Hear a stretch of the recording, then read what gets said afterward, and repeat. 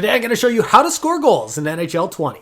Now if you enjoyed this video, go ahead and hit that like button. Let's see if we can hit our goal of 1 like.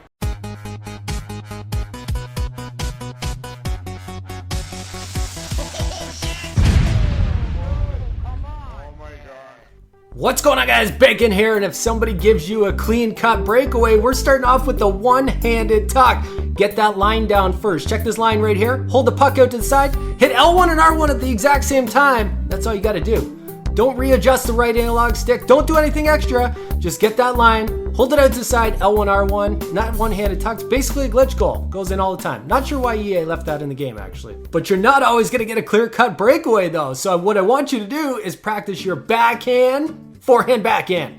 See, I drag that backhand just to get that goalie slightly moving, and then go forehand, backhand. Backhand, forehand, backhand. Now, what I like about this play the most is you're actually protecting the puck from the defender on that first move as you're cutting out front of the net. Getting the goalie to slide, you're protecting the puck so the defender actually can't get it until you make that little forehand move. That's the only time they can poke it off your stick. Otherwise, they're taking a tripping penalty. Now, if you don't do anything else after this video, just make sure you go into practice mode for 10 to 15 minutes and master this on both sides. The backhand, forehand, backhand, in the forehand, backhand, forehand. You want to be able to do it from both sides because when you get that one chance a game, you want to score every single time. Look, I'm coming in on an angle a little bit. He doesn't give me much room out front, but I'm still going to score, right? I got that forehand, backhand, forehand. You want to be able to score every single time. Not much room. You just got to get that goalie moving a little bit. Drag that first move, and then a quick little bing, bang. This move's been the biggest game changer for me. As soon as I got this down pat, I've been winning way more, and I've been scoring way more goals. And if you score this way a couple times, your opponent's going to start to try to cover it. Open it up that one-timer. But speaking of that one-timer, it is actually the best way to score in this game, and every time it is there, you gotta take it. That's right, once again, it is the year of the 1T. The absolute best way to score in NHL 20 is using the one-timer. Now here's the catch though. Yeah, it's way more effective. Yeah, your guys will rifle it just like that. You'll actually see a backhand one-timer right here. When your guys are close to the net, they're gonna poke it in, they're gonna tap it in, chip it in, whatever it's gonna take. You have better animations to get that one-timer on net and actually in the net. So it's working better than ever. Here it is, right by the net, chip her in, right? But here's the catch. Passes are getting picked off way more. So the biggest thing is you need to be more patient trying to get that pass across. That is the only catch this year. You can't just force the pass through guys this year because they're getting picked off. So be patient. An extra little circle around in the offensive zone. You'll frustrate your opponents. Wait until something opens up and then fire that 1T. Here's a pretty good example right here. You don't want to make that pass when somebody's right on you because it's going to get picked off. So I circle around, I let my guy get open, then I make the easy pass. But the one-timer is by far and away the best way to score in this game as long as you can get that pass through. Here it is. Check it out. Oh, I actually threaded that one under the defenseman's stick, and I'm telling you right now, it rarely happens. You're going to notice it when you're playing. Passes are getting picked off, but you be patient, you're going to score a lot of goals. Now, he's going to clump this next move in with the deeks at the start.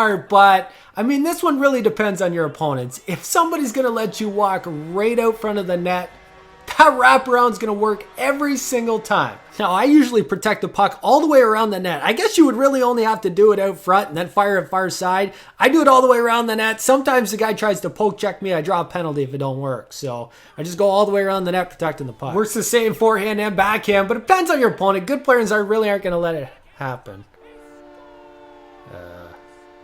Whoops. Can't win them all, but if you can't do the full wraparound, same idea if you're just cutting your area up front of the net. Protect the puck, throw it far side. It's going to go in. You get it. So we got deeks down, we got one-timers, we got wraparounds, but now we need to know how to shoot and score. And it's a little bit different than last year. We're coming a little further over, and we're talking about lefties right now. It is different for righties, so listen up. So with the lefty, we want to do what we've always done. We want to go top cheese. We want to go top corner. And I got the other tip from Verta, one of the best players in the world. But on the left side, you're cutting across, you're going top corner. But I'm coming out a little further than the hash marks, just crossing the post this year. So when you see me cut across here, I'm just crossing the post so that the goalie will move. I wasn't having near as much luck before I was cutting across. And as long as you get him moving, then you can score top corner, right? If you don't let him move, you got to get a little bit lucky. You got to let them move and then snipe it. And I know you're saying bacon, of course, you got right in the slot. I know, I get it. I'm just telling you where the snipe spot is. Now, as I mentioned, the righties are a little bit different than I have ever played NHL, and I played all of them. I'm shooting low. I never shot low. I never shot unless from the point. But I'm telling you, with the righty, even from the wrist shot, even from the slot, I'm shooting low now. I got it from Verda. Never did it before. One of the best players in the world. I tested it out, and it works.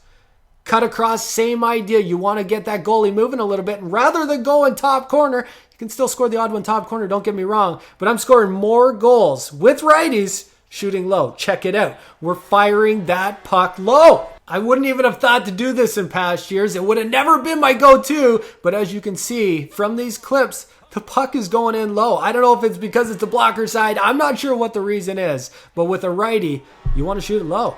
NHL 20, guys.